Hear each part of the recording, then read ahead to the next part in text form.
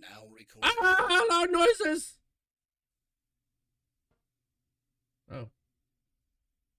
Somebody put Craig in here to record. I don't know how to use Craig, so I completely forgot to put him in here. And yeah. Welcome to Two Titans and a Hunter, a Destiny 2 podcast.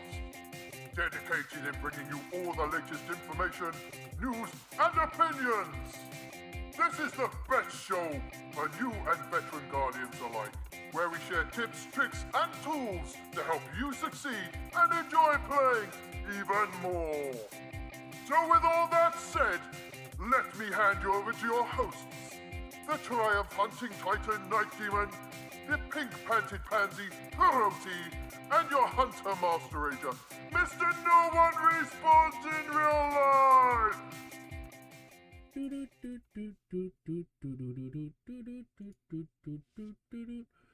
What up, everybody?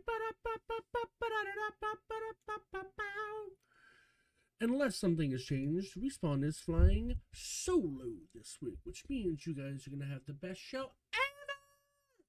Unless, of course, he edits out 90% of the things that I say, which is entirely possible.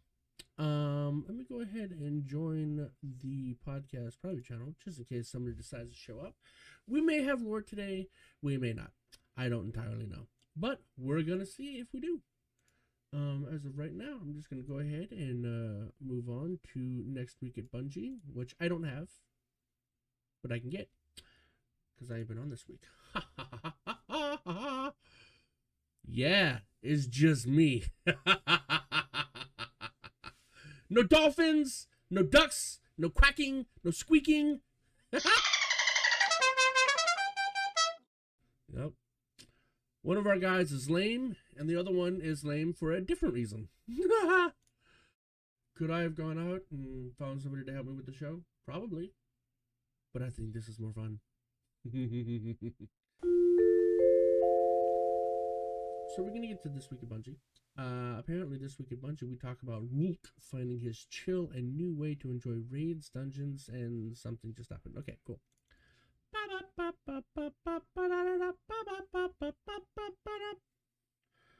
I just made up that song. I think I made up that song, but it's been in my head all morning since I woke up. Dun dun dun dun dun dun. Come on, Bungo, what's going on? Dun dun dun dun dun dun. Hurry up, give me the screen. Right now? What about now? What about now? Squirrel! You know, I understand Bungie's a large game. I totally get that.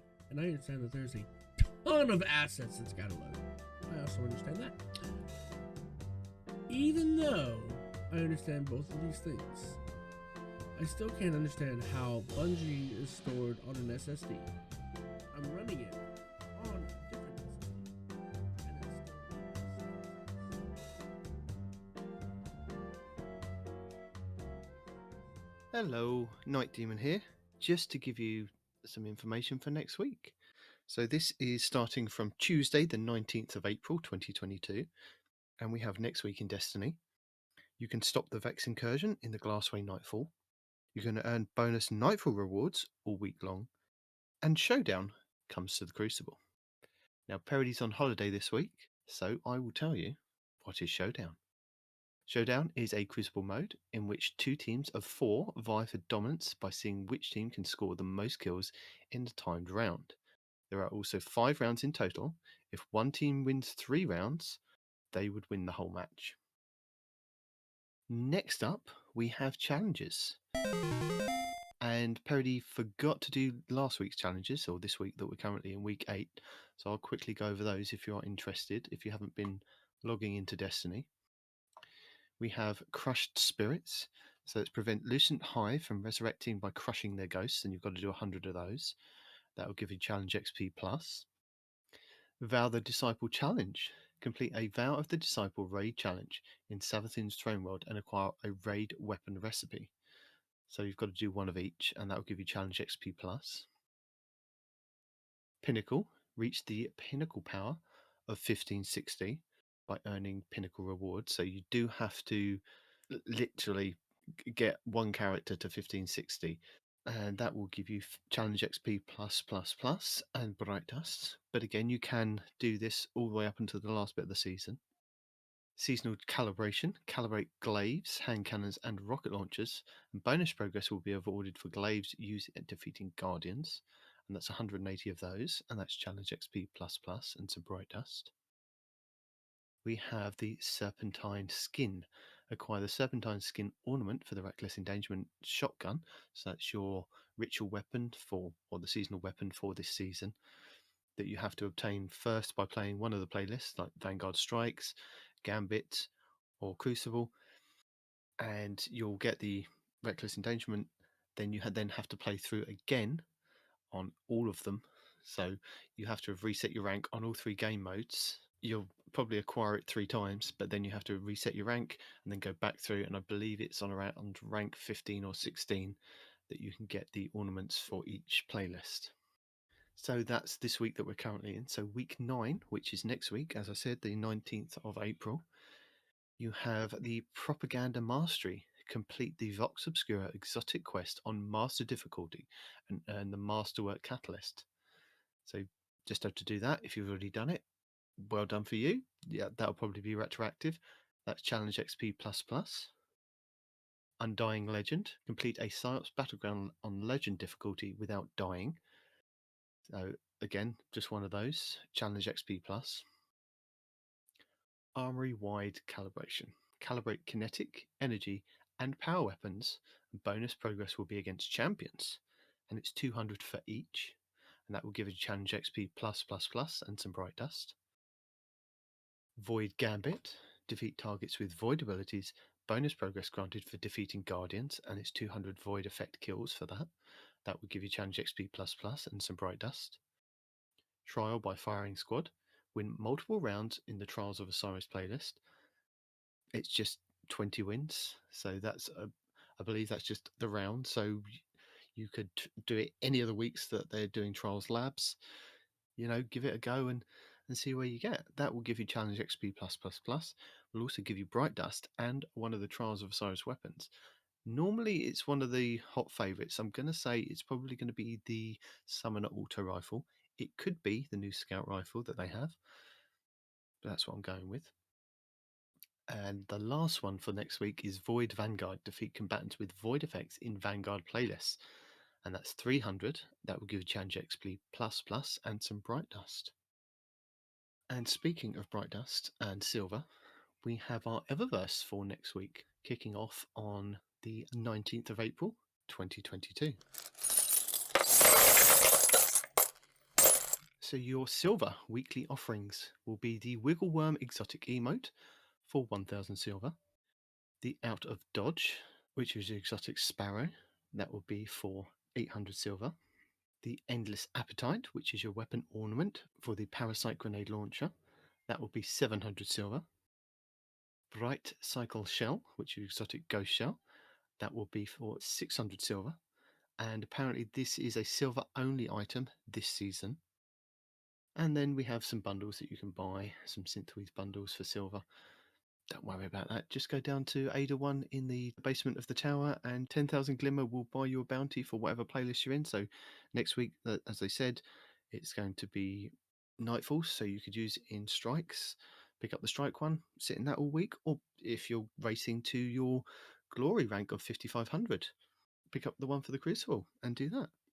For Bright Dust next week, as I say each and every week, you do not need your Concentrated Matter Gem, the Glimmer Shard, or the Scavenger's Boon.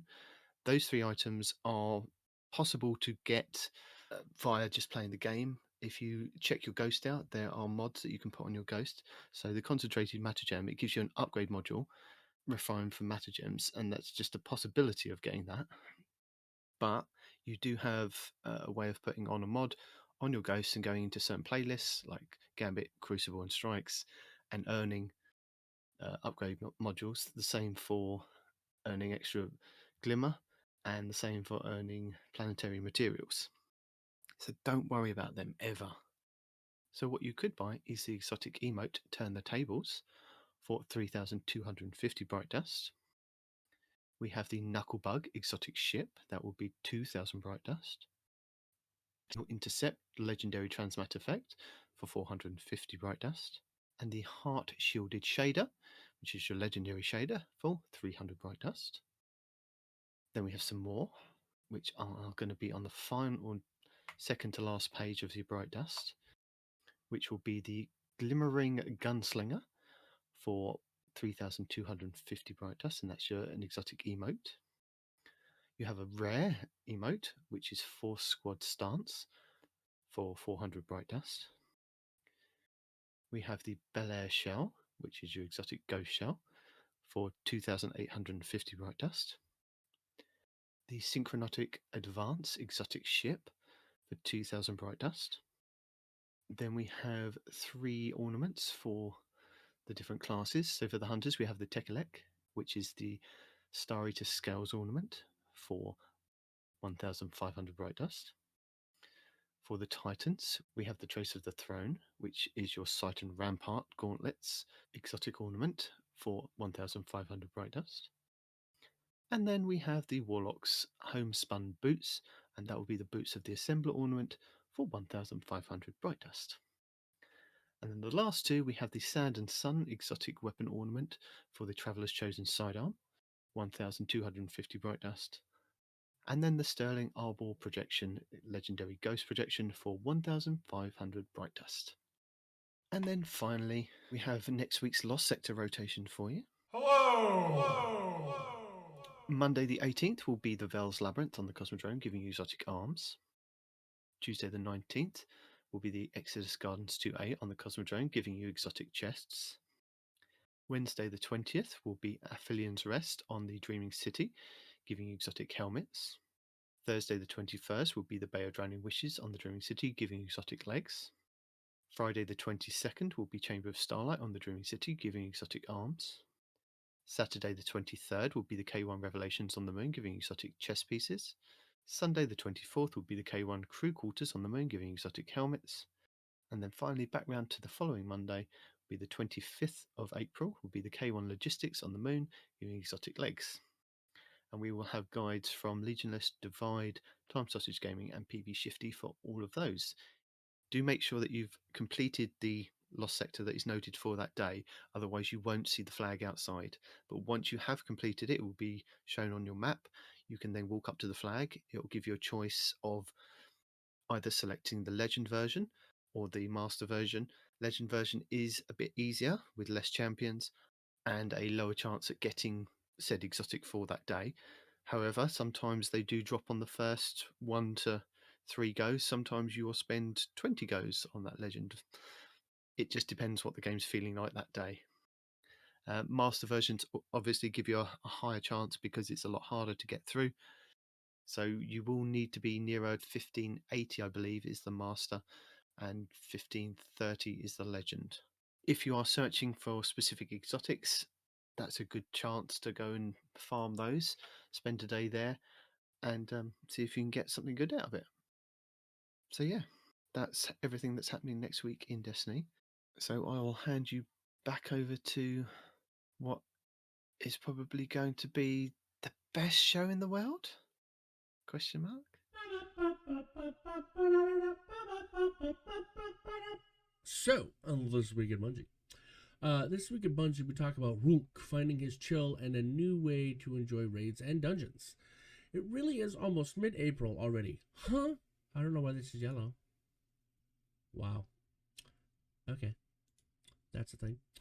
As the weeks continue to feel like they fly by in a rush for summer, we're excited to show off even more changes coming to Destiny 2, while we continue working on what the future means for our favorite spacefaring heroes. In the next few weeks, we'll be diving through some weapon sandbox changes and other topics of interest. One of the changes that we are ready to talk about, however, is a new rotator system for some of the more challenging activities in-game, particularly raids and dungeons. Ready to kick off another weekly TWAB-tastic celebration? Let's dive right into it then, shall we? First, we're going to start with dungeons and raids. Kind of like Dungeons and Dragons if you squint one eye and then close the other. Agreed. Before diving into what's next for the activities like raids and dungeons, we did not want to shout out that players can finally, we did want to shout out that players can finally take Roolk's kicks into the face at an even higher ferocity, because Master Vow of the Disciple is dropping next week. For the deets regarding the ramped up difficulty, Guardians should know that the power level is 1580 with a seasonal cap at plus 30.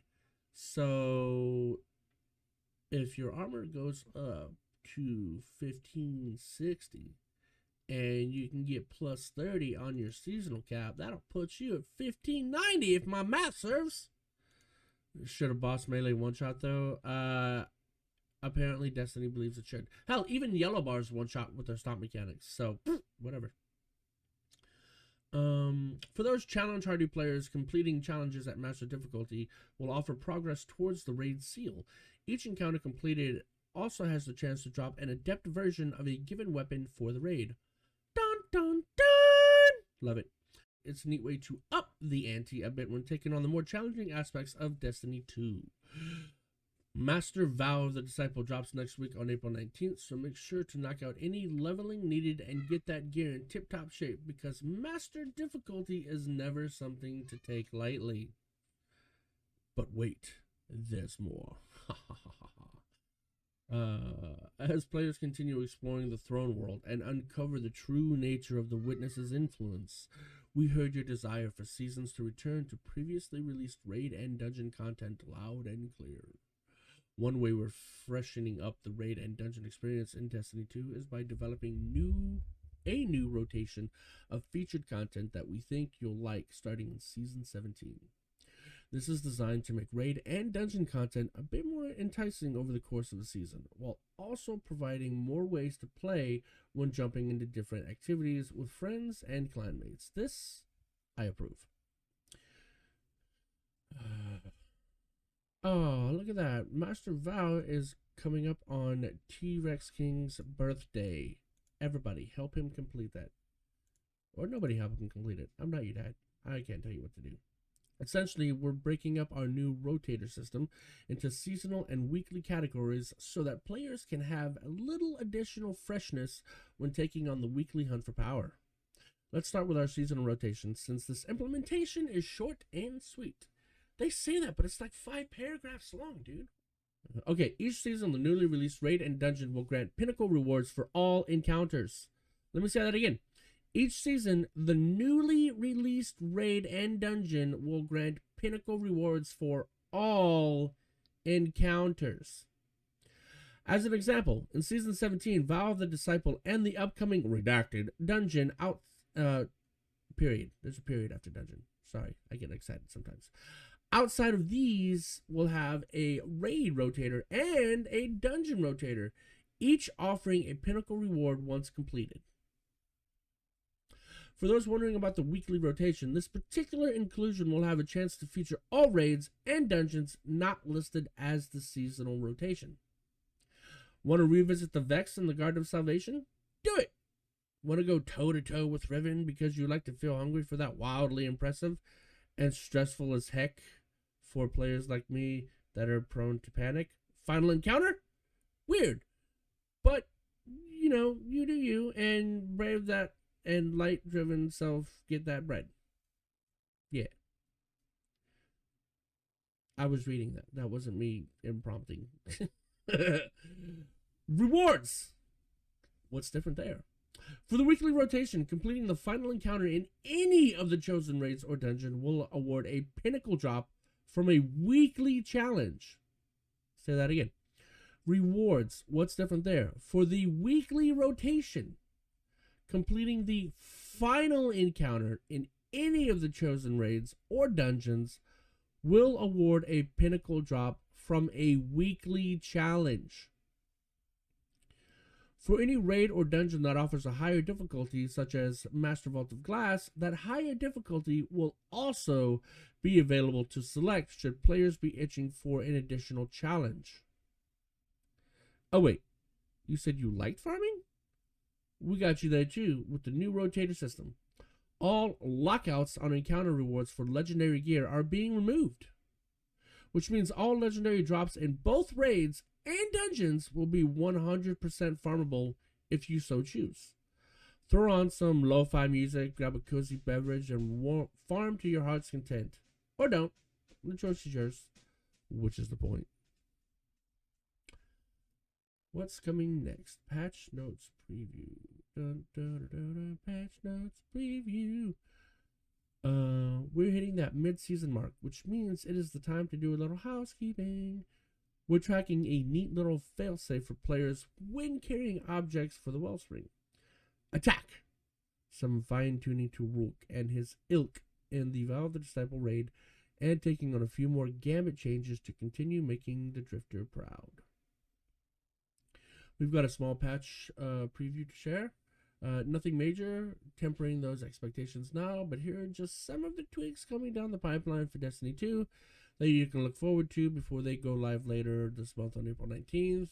I can already tell you there's one that I know about, and I'm already...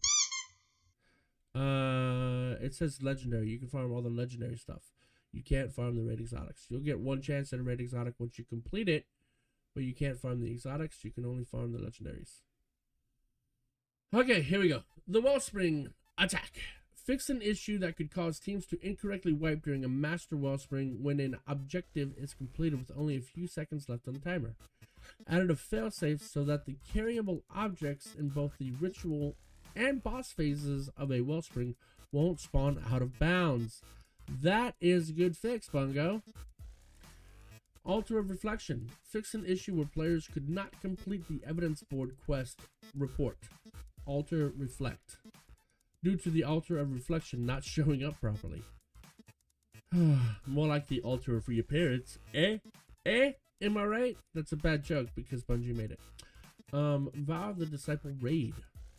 Fixed an issue where Rolk would suddenly become shy and no longer transition back to his initial phase properly, effectively blocking progress. Fixed an issue where the Caretaker's dynamic health threshold UI would not consistently display for all players. Is he dead? I don't know! I can't tell! Trials of Osiris. Fixed an issue where players were not receiving the expected rewards on post-flawless wins. Again, good fix. Text chat. Virtual keyboard support is now available for console text chat. Let me say that again. Virtual, since it already had physical, virtual keyboard support is now available for console text chat. Improvements have been made to make text chat messages more legible. Added. I want to see what this means. I want to see some of the illegible chat messages. Anyway, added a system message text field that is italicized to display system text. Local chat now has an orange tint to it for differentiation, no longer the white color. Clear chat color distinction for in-game colorblind settings. I was literally just about to ask that. Okay. Weapon crafting, this is important. Added a consumable item that allows viewing of element counts. So, let me get this right. We now have another consumable in this game. And the only point of this consumable is so that you can view how much of each element you have. What? What? Why not just give us... Why does it have to be a consumable? Okay? If you don't want to add a whole nother UI to let us view element counts, right? Whatever. It's asinine, but whatever. Why would you give us a consumable to do this? Something that we have to either grind for or pay for so that we can just see how many of each element we have. But do you have any actual people working for you that think for a living? Or do you just pull ideas out of a hat that some 4-year-old writes up with crayon? I'm curious. Whatever. I'm just... okay. This can be acquired through a relic conduit It is not a limited item. You can discard and reacquire it at any time. But it's a consumable. Anyway, artifact. Players with all 25 artifact mods unlocked can still reset the artifact for no additional glimmer cost. Once all 25 artifact mods are unlocked, resets from that point are free. But if you've unlocked all the mods, why would you need to reset it? Okay, sure. Anyway, there you go. If you want to reset it, it's free. Jesus Christ. Abilities. Fixed an issue where Devour would sometimes grant less buff time if multiple targets were killed in quick succession. Added aim assist targeting to enemy Axion Bolt secondary projectiles to help players hit bolts that are chasing both themselves and fellow allies. Hold on. Added aim assist targeting to enemy Axion Bolt secondary projectiles to help players hit bolts that are chasing both themselves and fellow allies. Okay, so the aim assist helps the Guardian shoot the bolt. Okay, I got it. I think. I don't know. That's what I guess. The upcoming patch will also tackle notable stability issues and crash fixes. Zer's wonky stats for his wares and Raoul's destination materials for sale will resume rotating at reset. These are just some of the tweaks players can expect when these and other patch note items go live on April 19th. There is a full list at Bungie. Go look at it if you're so inclined to do so, or you hate yourself, or, you know, whatever. It's that time of the week again for our handy-dandy player support team to bestow upon us their mighty wisdom in the mightiest of mighty fashions. Or, at the very least, an easy-to-read breakdown of known issues and recent changes you should be aware of. Plus, they're just really cool, but I may be biased. Anyway, this is their report.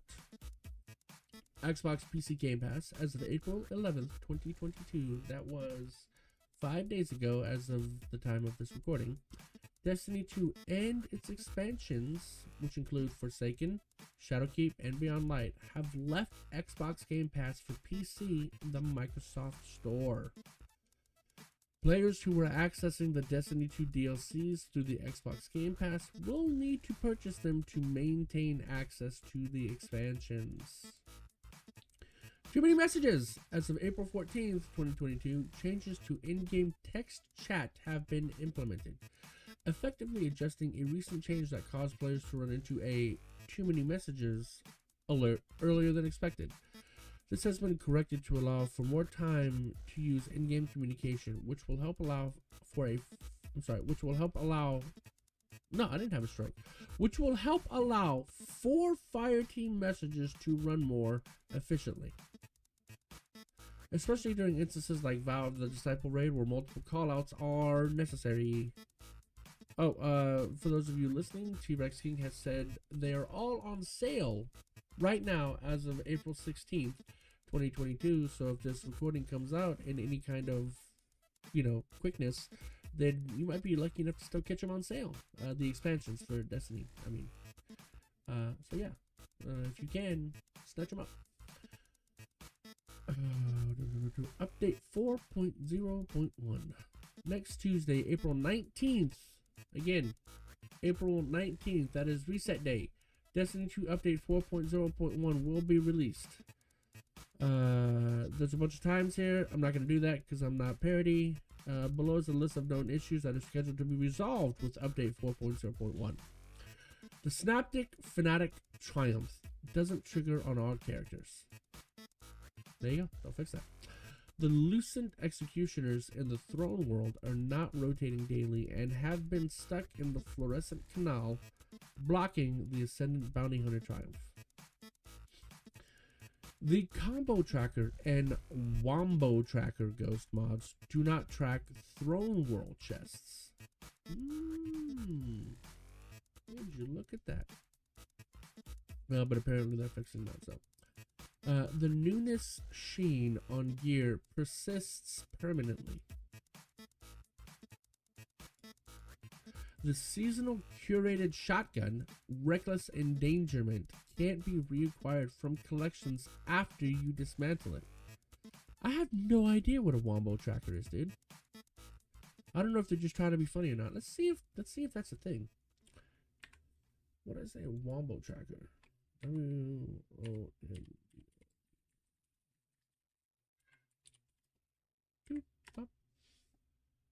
Wombo detector. Okay, Wombo detector. Okay, here we go. Basic tracking ghost mod. Detects caches or resources within a 50-meter range. Requires 6 ghost energy. Maybe that's why we don't know about it, because it requires 6 ghost energy. Holy biscuits. Well, there we go. Lessons have been learned. The Warlock Devour timer isn't consistent when killing multiple enemies over killing a single enemy. We discussed that earlier. The Cleaver Emblem Grant. New topic, guys. Pay attention. Keep up. We are currently working to grant the Cleaver Emblem to players who completed the Vow of Disciple raid during the contest mode extension. Players who qualified for the emblem can expect to receive it during the week of April 19th. So it looks like the week of the reset, you guys might get your emblem. Missing emails. There's some lingering issues about players not getting emails, even when going through the troubleshooting steps we have listed here. The team is still looking into the issue and are effectively tackling the problem head on. Also, I'm one of these victims because I went and purchased some stuff from the Bungie store, and you know that really cool emblem that Bungie's giving away for people that spend money in the store? I have yet to get that code. And I made the purchase like way at the beginning of Witch Queen, and they still haven't given me that code. I really like the emblem. I know it doesn't mean anything. You just get it because you bought something from Bungie, but I think it looks cool, and I'm upset they ain't giving it to me yet. So Bungo.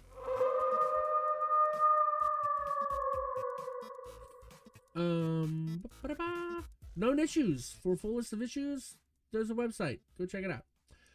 And then we have a movie of the week. Okay.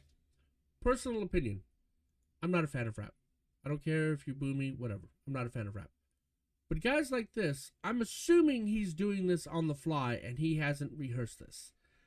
Guys like this that you see that can do something like this on the fly, they get mad respect. Because their brain is not only thinking fast enough to come up with these words, but it's also words that rhyme, words that make sense, and continue on the thought process. Very, very impressive. Oh, he does do it live? Oh, dude, mad respect. Artist of the week, we got... Oh my god. So, this is my first complaint right here, alright? I cannot believe, like, I honestly cannot believe that you voted for mechs over monsters. This is absolutely ridiculous. It's absolutely asinine that you think this... First of all, the hunter's unbalanced, right? The only one that makes any sense is this guy somewhat resembles the very first Gundam. Kind of. But it makes no sense for the warlocks and the hunters at all. And we already have a ton of armor in the game that looks like this. You could have already made yourself look like a Gundam with we've already got. And yet, you voted for this over the monsters, which we don't have in our collections already. Why? Just...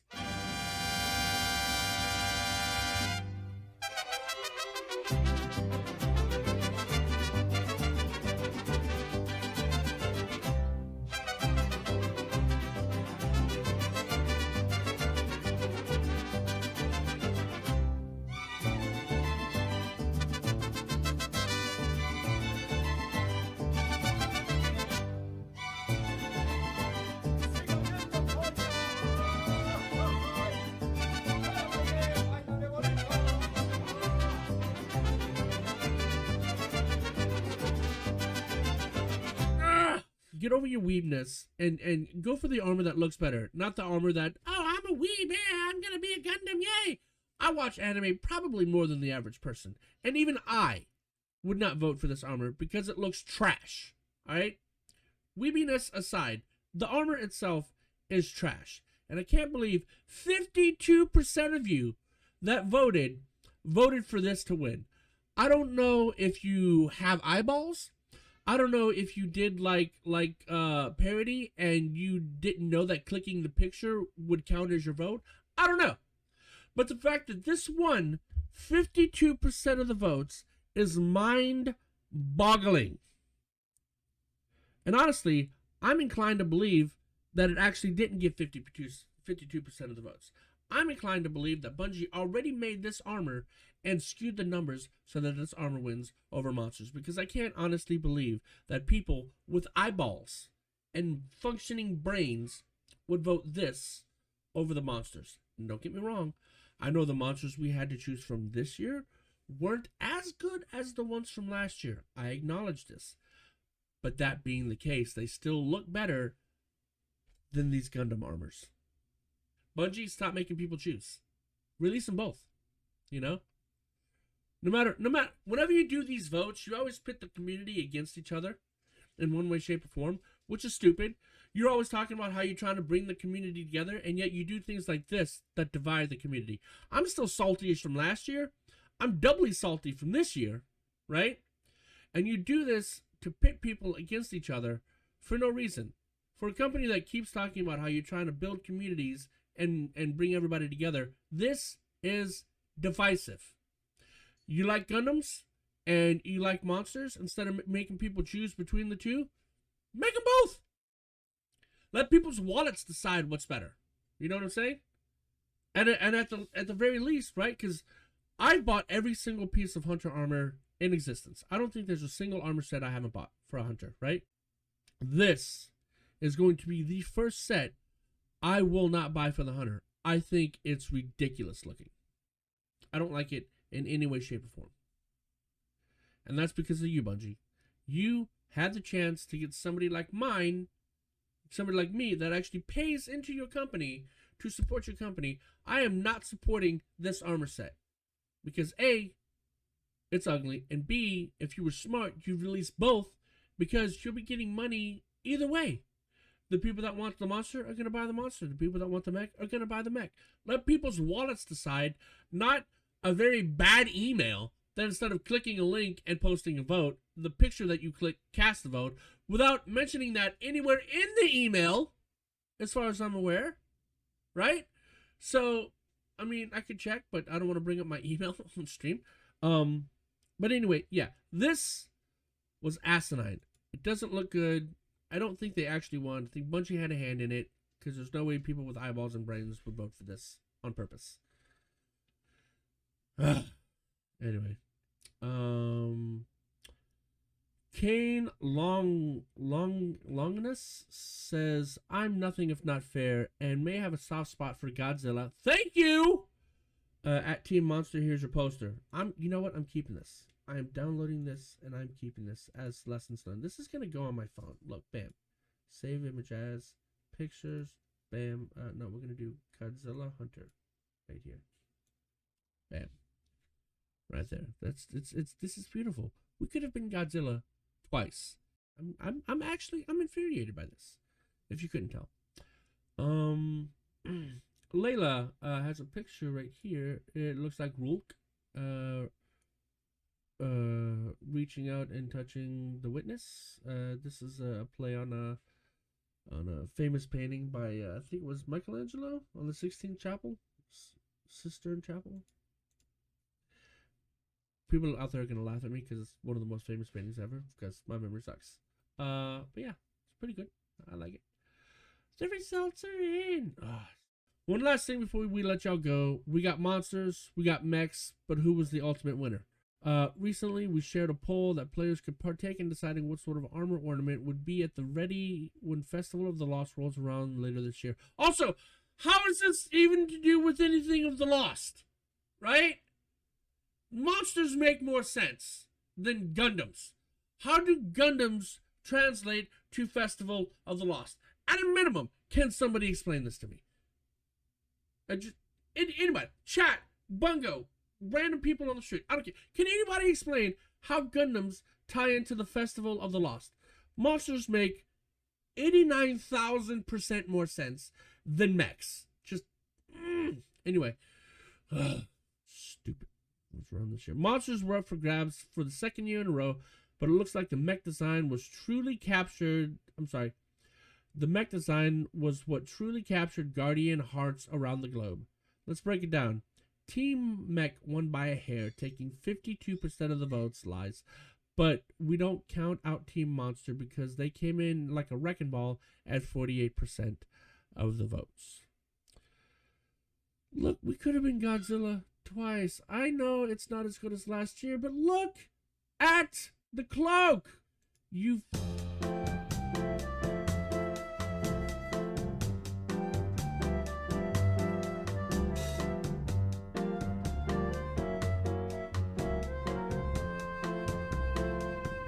As we rapidly approach, I'm so disheartened right now, guys.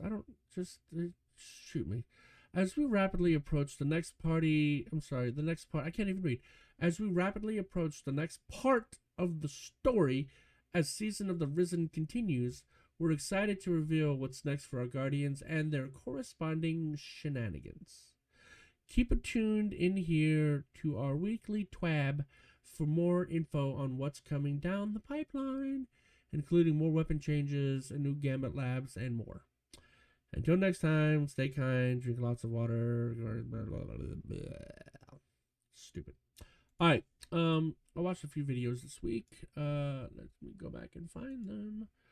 Because there was at least one I wanted to discuss with you guys, as far as tips, tricks, builds, guides, pizza sauces, new inventions, and things like that. History. Squirrel. Oh, a lot of you guys' submissions for the epic fail contest are in here too, because I've been watching those on YouTube as well.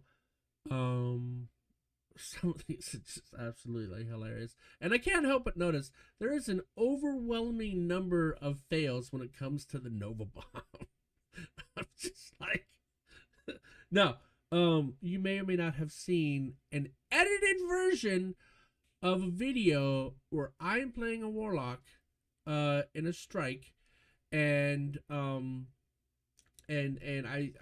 allegedly fired a Nova Bomb, and it appeared that there was a cable hanging from the ceiling, just like a regular fiber cable, not really an obstruction people would view as an obstruction, but supposedly that cable may have detonated the Nova Bomb in my face if I was actually playing a warlock and the video wasn't edited. So, Nova Bombs are very deadly to the user, it seems, as well as the usee. Goodness gracious. Oh, this is what I want to talk to you about right here. Okay. So right now, Fallout Plays has this video called the One-Hit Body Slug Shotty. Right? This is one that you can farm from any playlist activity, any Vanguard activity, right? So you can get this from Strikes, you can get it from Nightfalls, you can get it from all kinds of Vanguard activities. He gives you the specifics in the video, but basically, this shotgun, all you really need on it is Adagio, and well, Trap is only superior because of its range, T-Rex, okay?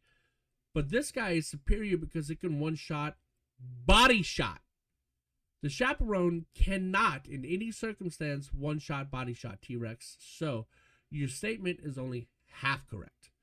So this right here, when you put Adagio on it, after you get your first kill, it does require a kill, but after you get your first kill, subsequent kills will one-shot, body shot kill from full health if they have 8 resilience or less.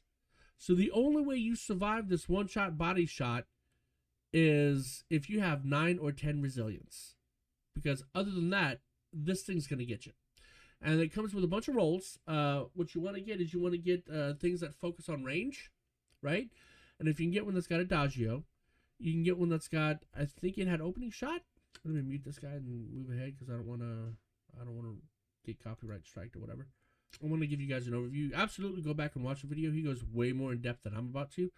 But you can get this bad boy with Adagio and Subsistence. That is huge, right? That is huge in both PvE and PvP. So if this bad boy can one-shot, body shot in PvP, and you load an extra round, you can just keep going on a freaking rampage, right? You get this bad boy with accurized rounds and either small bore or there was another one he suggested, I can't remember. You got range on it, and if you can get a range masterwork, you get even more range. So you have a range slug shotgun that, granted, doesn't go as far as the Chaperone does, but it can one-shot, body shot, as well as reload its own ammo as you go. If you get this roll and you get that first kill, you're going to be an absolute monster in PvP. So, heavily recommend this, even though I don't want to come up against this. I know me showing you this is going to mean more of you are going to be killing me with it, which is going to upset me. But I had to show you guys this, because this is amazing. To be able to one-shot with a slug, not a spread, a slug in PvP is outstanding without having to go for a headshot, right? This is a one-shot, body shot slug shotgun that can potentially reload itself and gives you a lot of range. That is crazy. Even if the Chaperone is superior in range, this is still a monster to beware of. So yeah, go out there, farm it if you want to. I'm not your dad. And yeah, that's it.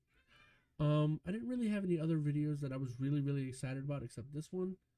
And I also didn't get a list of tips, tricks, guides, builds, this, that, and the other thing from Nitedemon either. But what I did find out is that hunters, once again, are getting nerfed, right? Our brand new gauntlets, the ones from this season, which improve our ice field grenade, our dusk field grenade, are getting nerfed, right?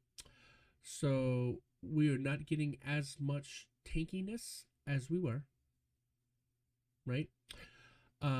So I'm a little upset about that, and I'll tell you why. People are like, oh, hunters are too tanky. Well, you say that, but yet there are titans that can pop a barrier shield, right? Pop your full shield, shoot through that shield, so you have the shield protecting you, you know, abstractly making you tankier, right? And then on top of that, when you pop that shield with a void subclass, now you're getting an overshield on top of that shield that you can shoot through, right? And your shield recharges before the one you have up is even gone. So you can potentially maintain that tankiness indefinitely. So, Bungie thinks that's okay, but hunters being tanky in a dust-filled grenade, less okay. Any opinions on that? Because that actually quite upset me, you know. But whatever. I mean, you don't want to make a tanky hunter?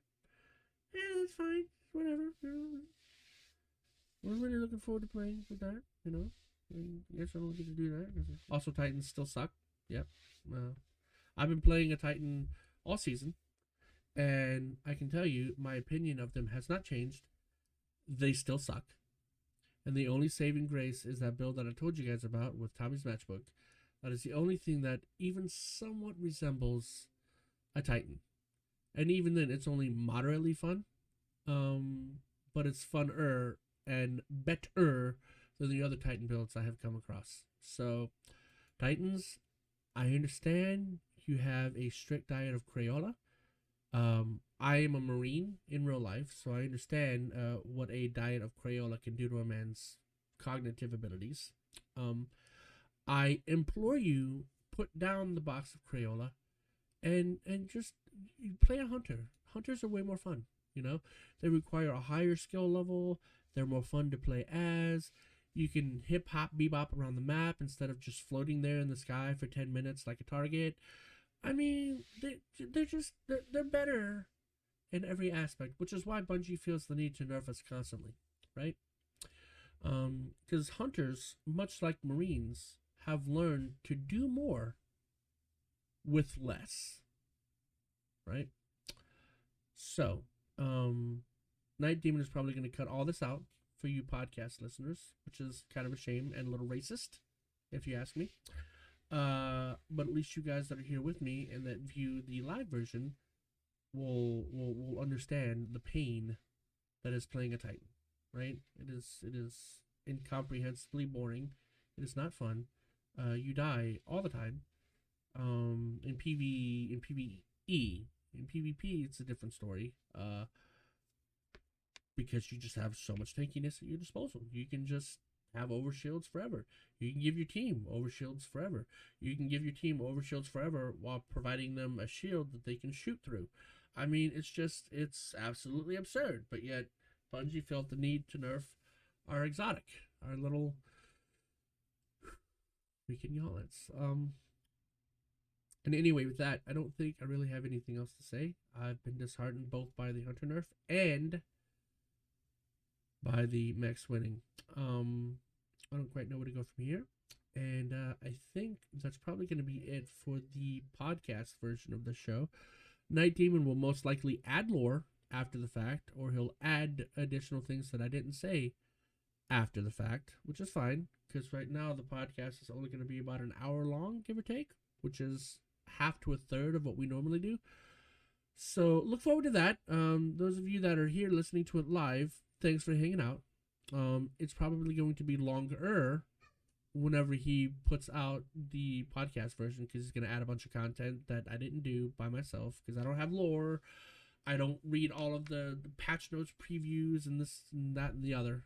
So absolutely listen to the podcast, if nothing else than to A, see the differences, and B, see if he's cut off my public service announcement at the end of the show, right? Which he probably will, because he's a Titan and he can't stand anti-Titan messages.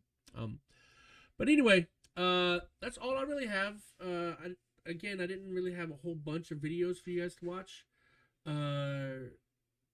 There's a few videos out there right now that are going over how easy these Grandmasters are. If you want to check those out, I don't have any at my disposal. They will be in the links when the show comes out, because I guarantee Night Demon has them. So again, check out the podcast for additional information that I didn't have here for you guys today, and to see what else he's added, and also check out the links he's given you guys for builds and for strategies for tackling these new Grandmasters and this and that and the other. So I do appreciate you guys hanging out. Super duper appreciate you guys, and still can't believe you voted for Max over Dinos. That's just, I can't. It's, I mean, look at this right here. Do you not see this? I mean,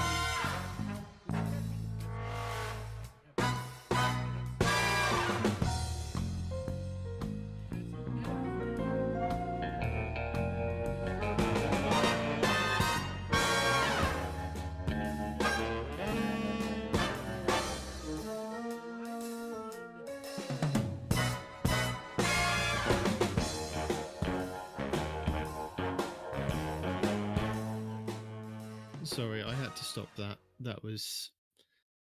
I understand the rage. I understand how upset he is. But another 10 minutes of mech bashing, I don't think anybody wanted to hear. Anyway, I'm here just to remind people of our competition that Respawn completely glossed over, thanks to Hawkslayer. You've got till the end of the month to submit an epic fail video, and you can do that on any one of our socials, which I'll go over at the end of the show.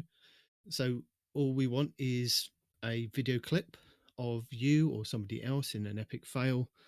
Send that to us, and you could be in with a chance of winning a $35 gift card or the equivalent in your country, and a golf frisbee with our logo on it. I'm not entirely 100% sure what the golf frisbee thing is. Definitely something American. So yeah, as Respawn said, I do have some Grandmaster Nightfall guides in our show notes. I've also linked the Fallout Plays video on the shotgun that Respawn was talking about.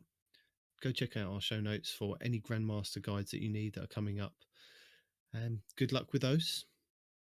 So again, I'd just like to apologise that I wasn't there this week. I haven't been very well the last couple of weeks.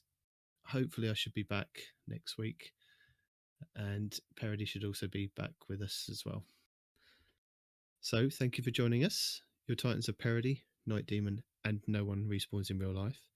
Your Law Scribe is Not Arth, who's also on holiday this week. So if you wanted to enter the competition, you can email us at 2titansandahunter@hotmail.com, and that's all spelled out. Twitter at 2titans_hunter. We are on Instagram, Facebook, and YouTube at 2titansandahunter. You can find all your favourite Guardians dancing all across the towers, collecting motes, or remembering PvP exists, as Peroty likes to say. So you can listen to the show on Apple Podcasts, Google Play, Spotify, Audible. Audible love us now. There are many places you can listen to us. So everywhere fine podcasts are sold. You can also watch the show on YouTube. And apparently if you see Respawn online, he's got enough Titan tips now. He's tightened up. He's gone with the solo build. As I said, you can also submit your clips of your epic failures of Destiny, and you can send them in our Discord. You can upload them wherever and send us a link if you have that by Saturday, April the 30th. And you can join our Discord at discord.frozen.party. And until next week, I bid you adieu. Let have it, Daddy. Deuces.